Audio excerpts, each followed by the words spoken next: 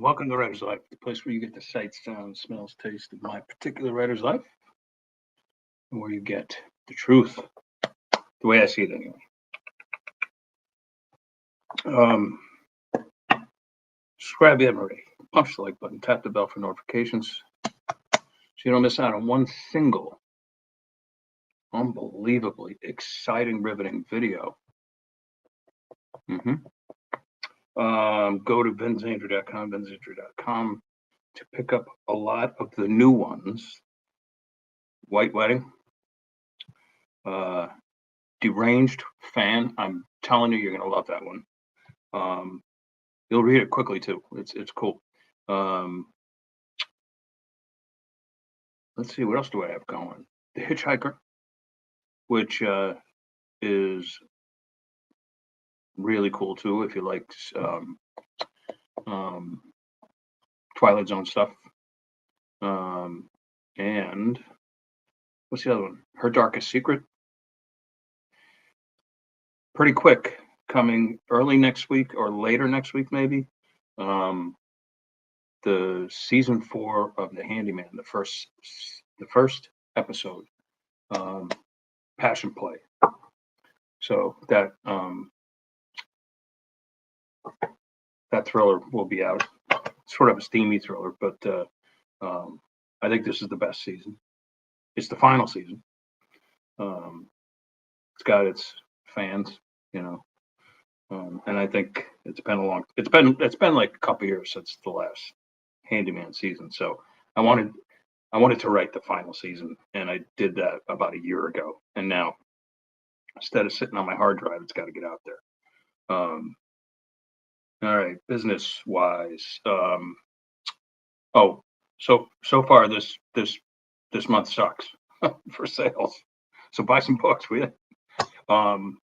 Like I had a great month last month, and then I've hit that, I've hit like the cliff a little bit, I don't know if that's typical for June. It will definitely pick up because I have another book club coming up in a couple, 3 weeks.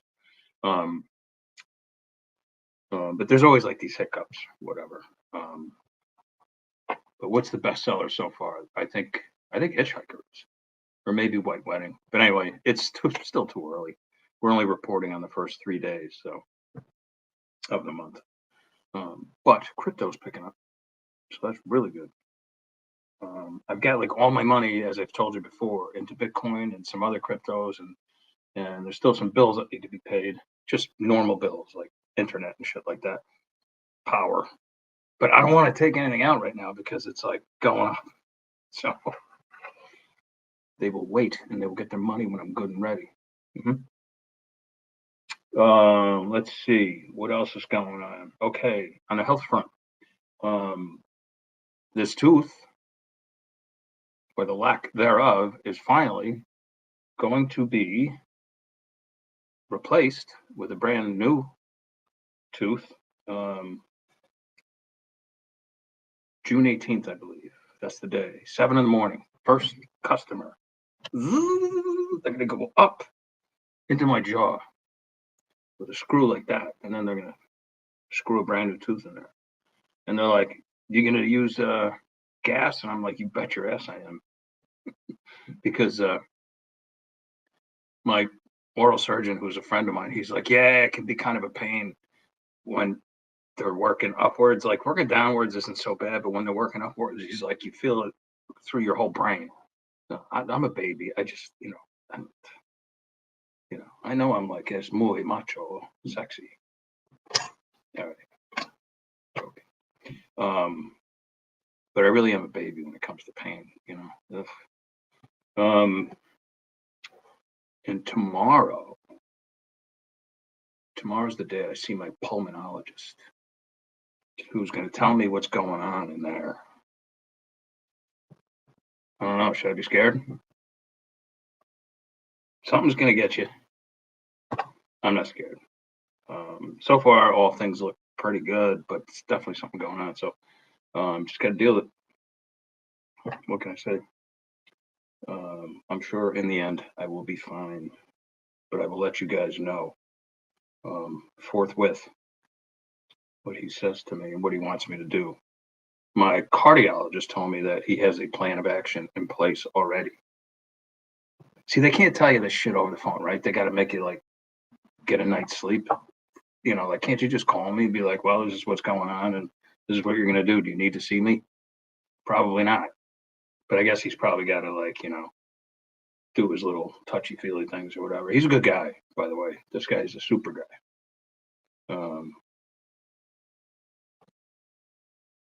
Anyway, not worried a bit. You know why? Because I don't feel anything. I don't feel sick. Isn't that weird?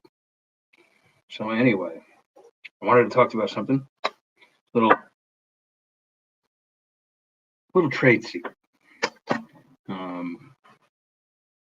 I call it the RPG scene, rocket propelled grenade. Because have you ever watched some of these actions? This holds true mostly, almost entirely, for action adventure books and some thrillers, not psychological or suspense thrillers, but like thrillers where there's just a lot of action, where the whole thing is almost you can almost like put it in the action adventure category, and then the subcategory might be like war or crime or something like that. So I'm writing this book called The Squatters, and it's basically the Alamo story all over again. I'll just quickly. My character is a writer, and he's bringing his third wife, who's his editor, excuse me, to this island that his family has owned for generations in the middle of the Hudson River, the lower Hudson River, in Westchester County. You see these islands. If you ever take the Amtrak, you see these islands, and some of them have little houses on them, some of them have castles on them, and you can visit some of them. Some of them are privately owned. You can't. Anyway, in this case, it's privately owned, but no one in the family has been to this island, and the big log house that they have on it in like over a year. And so with all these new laws in New York State stating that like squatters' rights, they can take it over. Someone can take it over. Someone can just say, well, you haven't been here, so we took it over. But doesn't this one happen to get occupied by some illegal migrants who are also cartel members, who just walked across Joe Biden's border, right? Which is happening. That's like a little piece of realism. And there are now cartel gangs in every single state in the union. I don't know why they wanted that, but they must have wanted it. It must be by design. In any case, I'm going off topic. But anyway, my guy, along with a friend and his editor wife, who was like a librarian until this time, now she becomes like a real killer, like he does. They defend the island like it's the Alamo. It's like the Alamo story all over again. And so it's cool. It's a cool action adventure story, and it's kind of like a war story in a way. Like you have your intense action, and then you have like a little bit of downtime where you kind of get deep into the characters and all that sort of stuff. And then you have another big battle, a worse battle, and a worse battle, and eventually it's that it's going to come down to like one guy versus the main guy, the main enemy, and in this case, the guy's name is Carlos. And we're almost at that point. But before then, his wife is hit. He needs to get her to a hospital, and he's just about ready to take her to said hospital. She's hit in the leg. When and I'm as an author, I'm like, well, I could go through the whole hospital ordeal and get her back. That's going to be 50 pages or whatever, and to me, it takes away from the story. To me, I'd rather like continue the pacing of this story, like to be, boom. I want it to like really, really maintain its speed and its adrenaline, and I don't want people putting it down, because if people are like, all right, he's going to the hospital, like they're gonna put it down for the night and go to sleep. So that's when you bring out the RPG scene, and I'm being literal when I say that. It's just a rocket propelled grenade will just come and destroy all their plans, and suddenly they're back in the action. Only, these things can do some serious damage. So I haven't written that scene yet, but I'm about to.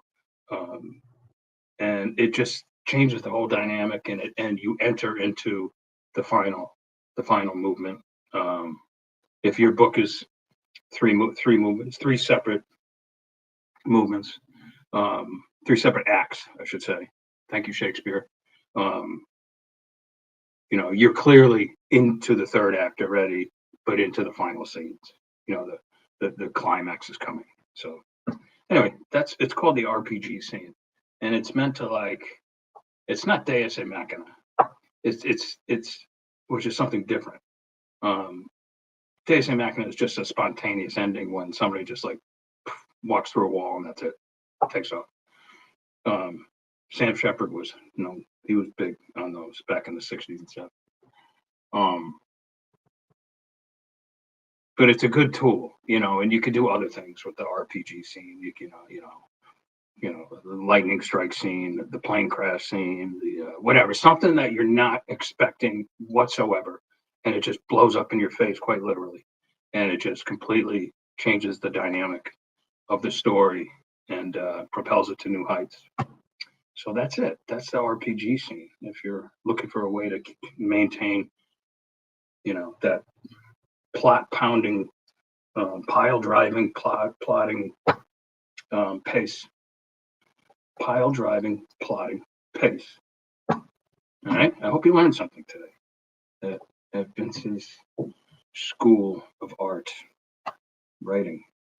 All right. All right. So I will get you guys, if not tomorrow, then the next day. I'll have more news for you. And if it's worth talking about, if it's not worth talking about, then I'm not going to bore you.